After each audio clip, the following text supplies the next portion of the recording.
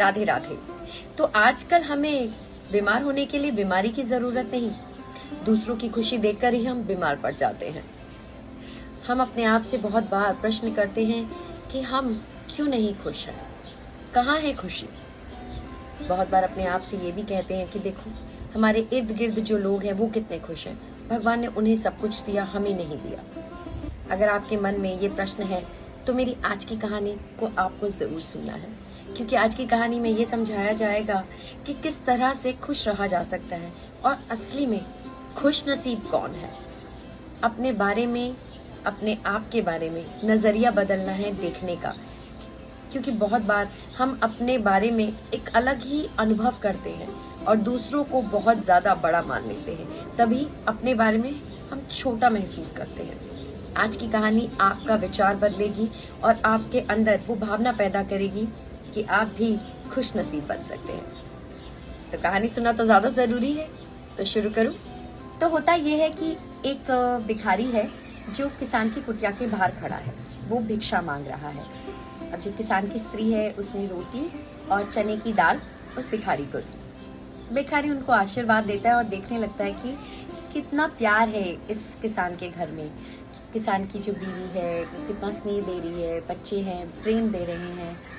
फिर वो अपनी जिंदगी के बारे में सोचने लगता है कि देखो हमारी क्या जिंदगी, हमें खाना भी भीख मांग के रखना पड़ता है, खुद बनाना पड़ता है, कोई स्नेह देने वाला नहीं, कोई प्यार देने वाला नहीं, ये क्या जिंदगी है।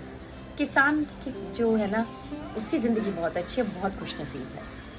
अब वहीं किसान अपनी बीवी से बात करता है कि जो हमारी बैलें हैं वो बूढ़ी हो गई हैं, हमें नई बैलें खरीदनी पड़ेगी। मैं सेठ जो है घनश्याम से 5,000 रुपये ले आता हूँ, उधार मांग लेता हूँ ताकि हम नई बैलें ले सकें। अब वो सेठ घनश्याम के पास पहुँचते हैं। सेठ घनश्याम की एक बहुत बड़ी कपड़ों की दुकान है, नौकर चाकर हैं। अब वो उनसे मिन्नतें करता है और कहता है कि आप मुझे 5,000 दे दो, मैं जल्द ही लौटा दूंगा। अब वो तिजोरी खोलता है सेठ घनश्याम और उसे 5,000 दे देता है। अब किसान ने तिजोरी में पैसे देख लिए हैं। किसान सोचता है कि बताओ सेठ जो घनश्याम है वो ही कितना खुशनसीब है, इतनी बड़ी दुकान है, नौकर चाकर है, इतना पैसे हैं, उसे किसी से मांगने की ज़रूरत नहीं है। और एक मेरी ज़िंदगी है, कुछ भी नहीं है मेरी ज़िंदगी में। अब सेठ जो घनश्याम है वो शाम को सेठ धनीराम के यहाँ पहुँचते हैं। अब सेठ धनीराम की 5 कपड़ों की बहुत बड़ी दुकानें हैं, नौकर चाकर हैं, खूब मतलब कभी कलकत्ता से फ़ोन, कभी दिल्ली से फ़ोन, कभी बम्बई से फ़ोन, सब मुनाफा ही मुनाफा बता रहे हैं। ये देखकर सेठ घनश्याम जो है वो हैरान होते हैं। वो कहते हैं कि वाह, असली खुशनसीब तो ये सेठ धनीराम ही है। देखो ना, करोड़ों का मुनाफा हो रहा है, इतनी 5-5 दुकानें हैं, नौकर चाकर हैं, सब बढ़िया है, यही खुशनसीब है। खैर वो भी निकल जाते हैं। अब जो सेठ धनीराम है उन्हें रात को एक पार्टी में जाना होता है, राय साहब की पार्टी में। अब जब वो जा रहे होते हैं तो उनको एक फ़ोन आता है कि भाई 5 लाख रुपए का आपको नुकसान हो गया है। बड़े दुखी हो जाते हैं, एकदम से मन खराब हो जाता है। खैर पर राय साहब ने बुलाया, उन्हें जाना ही है। अब जब राय साहब की जैसे ही हवेली पे पहुंचते हैं, देखते हैं IAS ऑफिसर्स और पुलिस ऑफिसर्स सब खड़े हैं, बातें कर रहे हैं। वो भी अपना चुपके से जाके एक जगह पे बैठ जाते हैं, चाय खाना पीते हैं और राय साहब से मिलकर निकल जाते हैं। अब वो सोचते हैं कि बताओ वो मतलब ज़िंदगी हो तो राय साहब जैसी हो, कितने खुश हैं वो, इतने बड़े बड़े लोग उनसे हाथ मिलाने आते हैं और उन्हें कोई पैसे की चिंता नहीं है, इतना खाना पीना, आलीशान घर में रहना, नौकर चाकर, सोने चांदी की टेबल चेयर, वाह जिंदगी हो तो इनके जैसी हो। और हम 5 लाख रुपए के नुकसान से ऐसे डर गए, बताओ कोई जिंदगी है हमारी, हम कोई खुश हैं। अब राय साहब ने उस पार्टी में कुछ गड़बड़ खा लिया होता है, उनका पेट खराब हो जाता है। बड़े बड़े डॉक्टरों ने जवाब दे दिया होता है कि हम इसका इलाज नहीं कर सकते। अब राय साहब बहुत परेशान होते हैं। अब जो लोगों को जानते हैं उन्होंने आना बंद कर दिया, मिलना बंद कर दिया, वो अकेले रहने लग गए। बहुत दुखी थे कि इस पैसे का मैं क्या करूं जब अपने ही साथ नहीं है, कोई भी अपना नहीं है।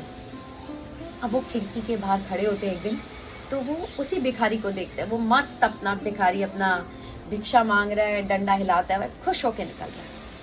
अब राय साहब सोचते हैं कि सच में असली खुशनसीब तो ये है इसे किसी बात की चिंता नहीं। देखो, ना मुनाफे की, ना किसी बीमारी की, ना किसी को पार्टी देने की, ना किसी बंधन में बंधने की। ये मस्त है। असली खुशनसीब तो ये है। तो कहानी का मतलब हमें यही समझाता है, शिक्षा यही देता है कि हम सब एक दूसरे में ही सोचते रहते हैं कि ये खुश है, कि वो खुश है, लेकिन असली खुशी कहाँ है? ना पैसे से, ना साथ से, ना किसी बड़ी बातों से, ना बड़े लोगों के उठने बैठने से। असली शांति, असली खुशी तभी है जब मन शांत है। चाहे आप भिखारी हो, चाहे आप राय साहब हो, अगर शांति नहीं है तो खुशी नहीं है। अगर जिंदगी भर हम यही सोचते रहेंगे कि हमें इसको पीछे करना है, इसको नीचे करना है, या इससे आगे बढ़ना है, या इतना पैसा कमाना है, इतना रुतबा कमाना है, तो हम बस इसी चक्रव्यूह में ही फंस जाएंगे। हम असली खुशी समझ ही नहीं पाएंगे। अगर असली खुशी जाननी है तो अपने मन में सिर्फ सुकून पैदा करें कि जो भी हमारे पास में चीज़ें हैं, प्रभु ने जितना भी दिया है वो हम डिज़र्व करते हैं, और उतना ही भगवान ने हमें बहुत ज़्यादा दे दिया, इतना तो हम डिज़र्व भी नहीं करते। एक बार आप ये कह के देखिए, आपकी सोच बदल जाएगी, आपकी किस्मत बदल जाएगी। मैं ये इसलिए कह रही हूँ क्योंकि मेरे साथ ऐसा हुआ है। जब मैंने अपनी ज़िंदगी में ये कहना शुरू कर दिया कि भगवान, इतना तो मैं डिज़र्व भी नहीं करती हूँ जितना आप मुझे दे रहे हो, बस उस दिन के बाद सारी चीज़ें अलग हो गई। भगवान ने वो देना शुरू करा कि मैं सच में ये कहने लगी, भगवान इतना मैं डिज़र्व भी नहीं करती हूँ, क्योंकि मैं अपने खुद के जीवन से खुश हो गई, सुकून में आ गई और असली शांति मिल गई। खैर, ये तो मेरी बात है। आप क्या सोचते हैं इस कहानी के बारे में? और इस कहानी को सोचने के बाद में आप अपने अंदर थोड़ा सा बदलाव ज़रूर लाएं कि जो भी है मेरे पास में उसका धन्यवाद करें, और भगवान से सिर्फ यही कहें कि भगवान, आपने मुझे जितना दिया मैं बहुत खुश हूँ। देखना, जीवन बदल जाएगा। आशा करती हूँ आपको ये कहानी अच्छी लगी होगी, और अच्छी लगी तो मुझे ज़रूर बताएं। धन्यवाद। जय हिंद।